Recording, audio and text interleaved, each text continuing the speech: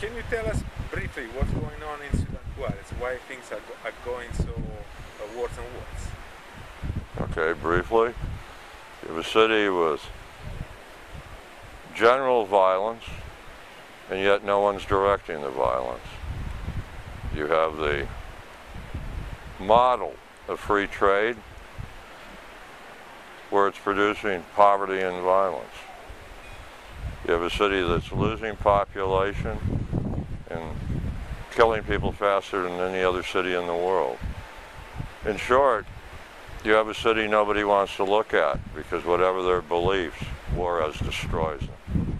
Your book is titled Murder City, Sí. and it refers to global economy new killing fields. What does this mean, this global economy new killing fields? Starting in the late 60s, border plants were created in Juarez as a model of free trade, meaning of taking down tariff barriers and increasing a market between nations without restriction.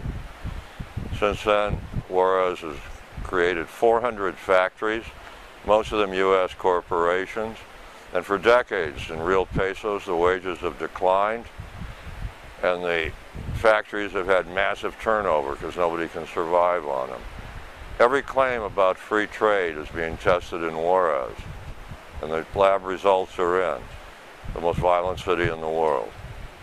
You have factories in a city of poverty that have turnover in their labor force of 100 to 200% a year because people flee the factories because nobody can survive on them. It's produced a city where there's a high school for every 500,000 people, where 50% of the adolescents are neither in school or employed, where there's 500 to 1,000 gangs.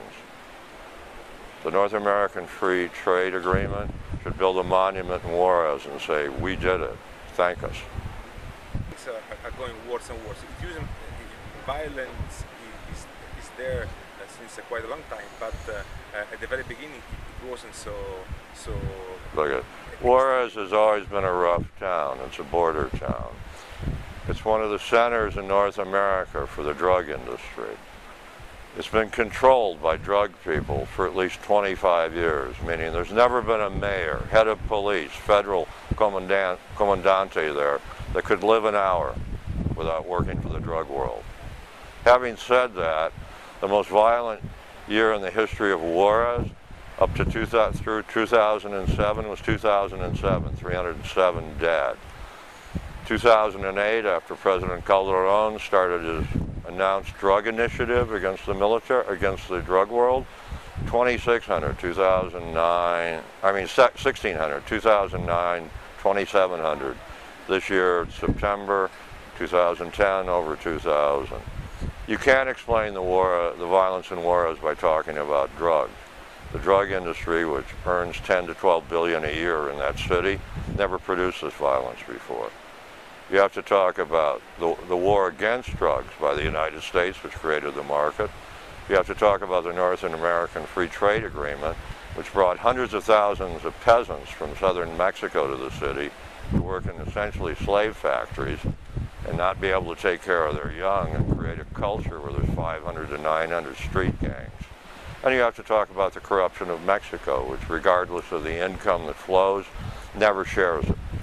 Where the richest man in the world is a Mexican, and almost undoubtedly the poorest man in the world is a Mexican.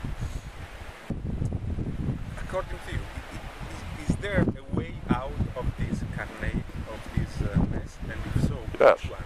The solution to Juarez is a solution to everywhere. Face facts.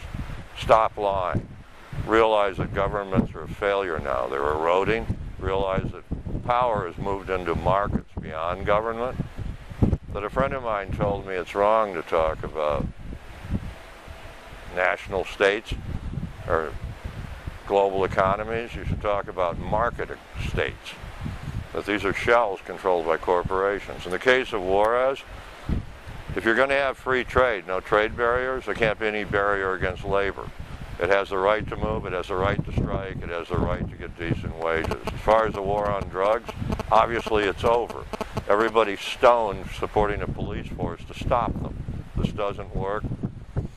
The drug war in the United States officially is now over 40 years old. It started during the Nixon administration. And what it's accomplished is this: a police state, the largest prison population on earth per capita, and the cheapest and finest drugs in the world on every street in America. That there isn't a single illegal substance that isn't of higher quality, more available, and cheaper now than when the war started.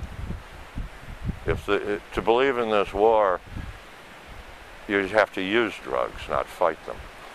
Here in Venice, to present a movie out of your article, The Sicario, El Sicario.